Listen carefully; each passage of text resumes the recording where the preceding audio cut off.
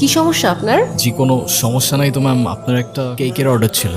জি আমি জানি আমার কিসের অর্ডার ছিল। এখন আপনি বলেন আপনার কি কোনো টাইম সেন্স নাই? কেকটা আমি সকালবেলা অর্ডার করছি, এখন অলমোস্ট বিকেল। এখন কেকটা যদি নষ্ট হয়ে যায় না, আপনার কিন্তু খবর আছে। এখানে তো আমার কোনো ফল্ট নাই ম্যাম, আমাকে যখনই ডেলিভারি করতে বলছে আমি তো তখনই। এই থামেন তো, আপনি আপনি কোনো কথাই বললেন। টুকটুকি চলো তো আমরা গিয়ে কেকটা কাটি।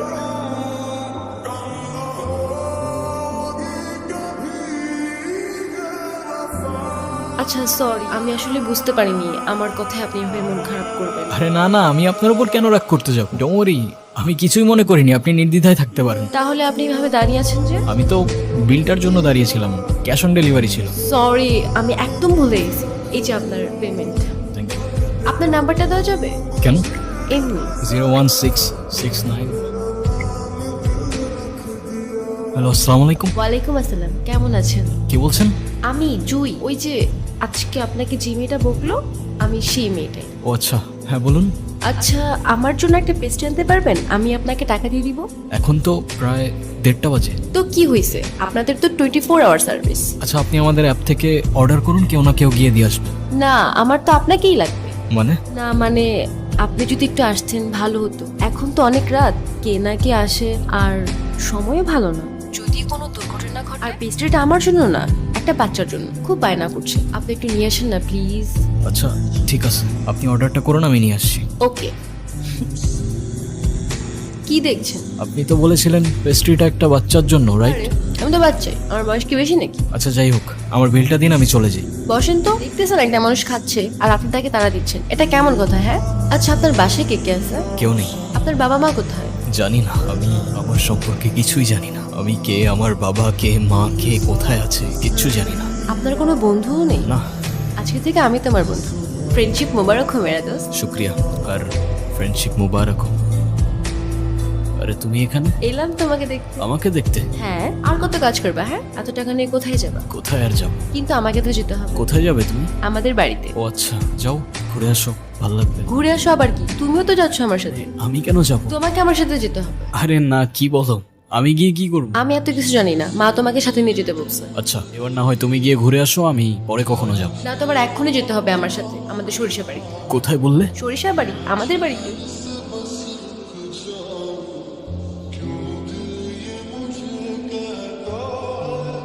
মা, ও কবি, ওর কথাই তোমাদেরকে বলছিলাম। সেটা তো ঠিক আছে। তা বাবা কেমন আছো তুমি?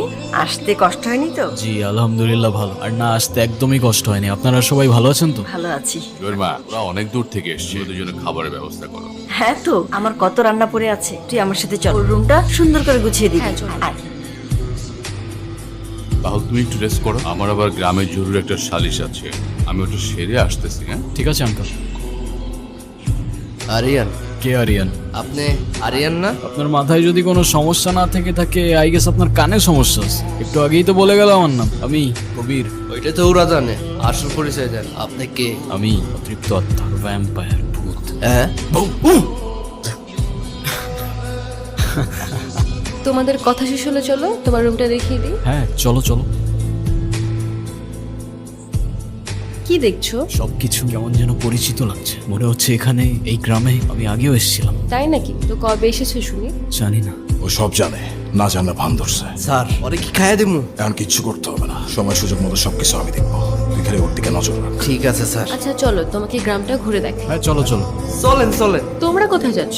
ওই যে গ্রাম ঘুরাইতে। তোমাদের কোথাও যেতে হবে না, আমি সব চিনি। চলো। এই গ্রামে আমাদের শত্রুর অভাব নাই, ছোট স্যারের আদেশ আছে। আপনার 1 লাখ কোথাও যাইতে দেওয়া যাবে না। উফ, বিরক্তকর।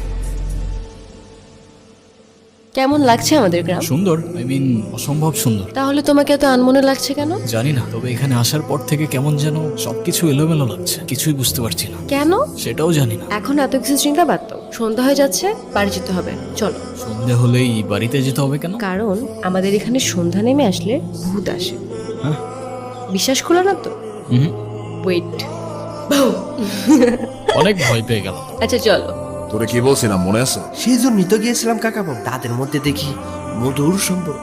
জি স্যার, জুই ম্যাডাম আর কবির স্যারের মধ্যে মনে হয় প্রেম ঘটিত কোনো সম্পর্ক আছে। কবির নাকি আরিয়ান? আরিয়ান কেমন হয় কন দেখি? আমরা তো নিজেরা।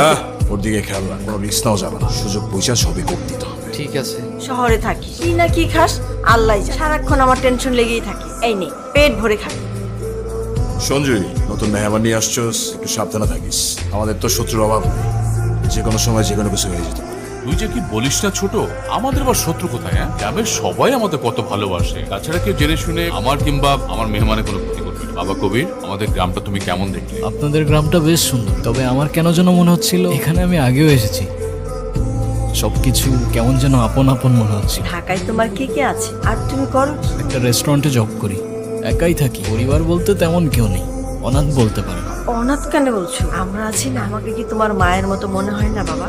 তাছাড়া সব মায়ের না সব সন্তানকে আপন মনে হয়, অনাথ মনে হয় না। আজ থেকে তুমি আমার সন্তানের মতো। এই বাড়ির দরজা তোমার জন্য চিরদিনের জন্য খোলা। তোমার যখন প্রয়োজন তখন তুমি আসবে, এবং তোমার যা প্রয়োজন তুমি আমার কাছে চাই। আপনাদের এই ভালোবাসাগুলো আমি কখনো ভুলতে পারবো না। আমার মতো একটা ছেলেকে আপনারা এভাবে আপন করে নেবেন ভাবিনি। তারা সবাই খুব ভালো মনের মানুষ। আপনাদের সাথে বসে প্রথমবারের মতো পরিবারের ফিলিংটা বুঝতে পারলাম। ঠিক আছে ছোট, তুই খাচ্ছিস না কেন? হ্যাঁ,